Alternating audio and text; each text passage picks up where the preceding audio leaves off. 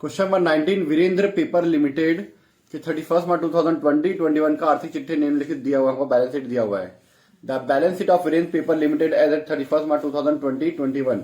आप लोग क्वेश्चन को चेक कर सकते हैं ऐसे।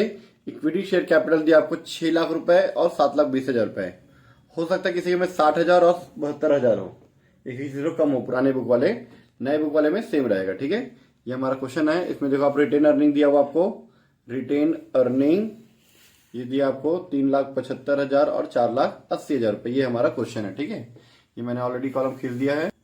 चलिए इधर देखना बेटा, रिटेन अर्निंग आपको स्टेटमेंट ऑफ प्रॉफिट लॉस की जगह यहाँ पे दिया रिटेन अर्निंग।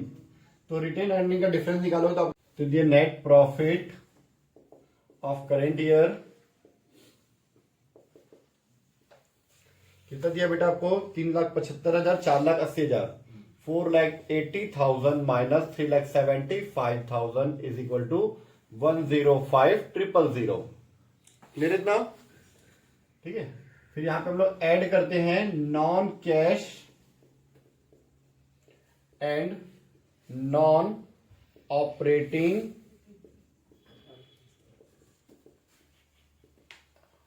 एक्सपेंसेस या charges. Non cash and non operating expenses को प्लस करते हैं, non cash and non operating income को माइनस करते हैं। पर इनकम नॉर्मली दिया नहीं रहता है ना। चलिए ठीक है, तो इसमें देखो बेटा क्या क्या आएगा। अगर आपके रिजर्व एंड सरप्लस में जनरल रिजर्व या कुछ और रिजर्व होता तो वो सब चीजें भी आती है इसमें। ठीक है, नॉन करेंट लायबिलिटी से नहीं आता, नॉन करेंट लायबिलिटी से नहीं आता। एसेट साइड में लैंड 3 लाख दिया और 2,40,000 रुपए दिया है। जमीन में बेटा 5% का 10% का डिफरेंस होगा तो डेप्रिसिएशन मान सकते हैं जमीन में, क्योंकि जमीन में डेप्रिसिएशन नॉर्मली लगता नहीं है। लेकिन यहां पे 3 लाख रुपए का जमीन है, उसमें 20% माइनस करने के बाद 2,40,000 रुपए दिया, 60,000 रुपए माइनस करके, तो ये माने कि वो सेल किए हैं, डेप्रिसिएशन नहीं है। बिल्डिंग में 20% मान सकते हो आप, मशीन में मान सकते हो, कार में मान सकते हो, लेकिन बिल्डिंग में जमीन में 10% का 20% का चांसेस नहीं है। ठीक है, प्लांट एंड मशीनरी 6 लाख था, 7,50,000 बढ़ा है। एक्यूमुलेटेड डेप्रिसिएशन ऑन प्लांट 1,80,000 से 2,40,000 हुआ, मतलब इस साल का डेप्रिसिएशन कितना हुआ? 60,000। देखो डेप्रिसिएशन आपका 60,000 बढ़ा है। Depreciation accumulated depreciation on plant जो दिया, डेप्रिसिएशन ऑन प्लांट, ठीक है, कितना है? 1,80,000 से 2,40,000, मतलब 60,000 आपका बढ़ा है। एक और चीज बेटा, अगर डेप्रिसिएशन का एक्यूमुलेशन दिया है तो जमीन का भी होना चाहिए था, नहीं दिया मतलब जमीन पे डेप्रिसिएशन लगता ही नहीं है, लगा ही नहीं है। ठीक है, ये हो गया। नीचे में दिया डिविडेंड 75,000 भुगतान किया, डिविडेंड पेड, डिविडेंड पेड कितना? 75,000। नीचे दिए हुए एडजस्टमेंट डबल डबल आएंगे ना, एक बार यहां पे है, एक बार फाइनेंसिंग में आ जाएगा। चलिए इसके बाद आगे देख लेते हैं हम लोग। चलिए इसको थोड़ा सा मैं डाउन कर लेता हूं। ठीक है, इसके बाद और कोई एडजस्टमेंट है? नहीं है। इसमें प्लस माइनस कर लो बेटा, इसको कितना है बताओ? 1,80 और ये मेरे ख्याल से 2,60,000 आएगा। एक बार चेक कर लो मैं क्या सही हूं। इसका बोलते हैं हम लोग operating profit, operating profit before CCC, before CC, WCC ना, वर्किंग कैपिटल चेंजेस। 2,40,000, 2,40,000 का मैं 80 जोड़ दिया था गलती से। चलिए ऐड करेंगे हम लोग इसमें 4 चीजें, करेंट एसेट और करेंट लायबिलिटी का प्लस माइनस। ठीक है, तो increase in current liability, increase in current liability हमारा हो जाता है प्लस। तो करेंट लायबिलिटी में आ जाओ बेटा आप लोग। करेंट लायबिलिटीज में देख लो क्या दिया हुआ है। करेंट लायबिलिटी है ट्रेड पेबल, बढ़ रहा है, ट्रेड पेबल 30,000 बढ़ रहा है तो प्लस में। फिर है decrease in current asset, decrease in current asset. Current asset देखो बेटा कौन कौन सा कम हो रहा है। करेंट एसेट में कैश एंड कैश इक्विवेलेंट को छोड़कर trade receivable, inventory, trade receivable कम हो रहा है, कितना? 1,20,000 रुपए। ट्रेड रिसीवेबल 1,20,000 रुपए कम हुआ। ठीक है, चलिए उसके बाद लेस में आ जाए। लेस जैसे इंक्रीज इन करेंट लायबिलिटी था, वैसे decrease in current liability, decrease in current liability.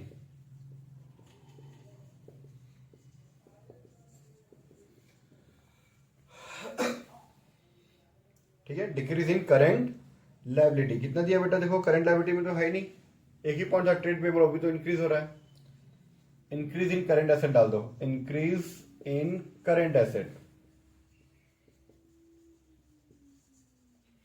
तो करंट एसेट देखो बेटा कितना दिया आपको, इन्वेंट्री 2,25,000 से 3,60,000 हुआ है। इन्वेंट्रीज 2,25,000 से 3,60,000 हुआ, कितना बढ़ गया, 1,35,000। ये बढ़ रहा है, ठीक है। चलिए इसको इसको इसको प्लस कर दो, ये 240, 270, 270, 390, 390 में से 1 माइनस करूंगा तो 290, और 90 में 35 माइनस तो 255। आपका आंसर आना चाहिए 255 प्लस में आना चाहिए। क्या आंसर आ रहा है, चेक कर लो एक बार नीचे, आ रहा है आंसर, तो ये हमारा सही है, ठीक है। चलिए अब थोड़ा सा आ जाते हैं हम लोग इन्वेस्टिंग एक्टिविटी में। ये हो गया, ये आंसर इसको लिखते हैं हम लोग नेट कैश फ्लो, प्लस में cash flow from operating activities, operating activities, एक answer. Now B cash flow from investing activities, investing, investing मतलब फिक्स एसेट की चीजें आती है ना, याद रखना, फिक्स एसेट्स। तो देखो बेटा आप लोग लैंड जो है सेल कर रहे हो, 60,000 रुपये कम हो रहा है, सोल्ड, पहले 3 लाख था, अभी 2,40,000 गए, तो 60,000 का आपने बेचा है, बेचा है तो पैसा आएगा प्लस में। प्लांट एंड मशीनरी 6 लाख से 7,50,000 हो गया, 1.5 लाख रुपए कम हो गया, सॉरी बढ़ गया, बढ़ गया मतलब आपने खरीदा है।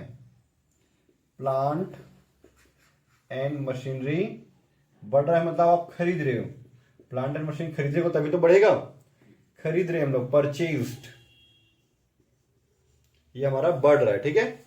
और कोई चीजें इसमें नहीं है। चलिए एडजस्ट कर दो बेटा, ये आएगा 90,000 माइनस में, आया आंसर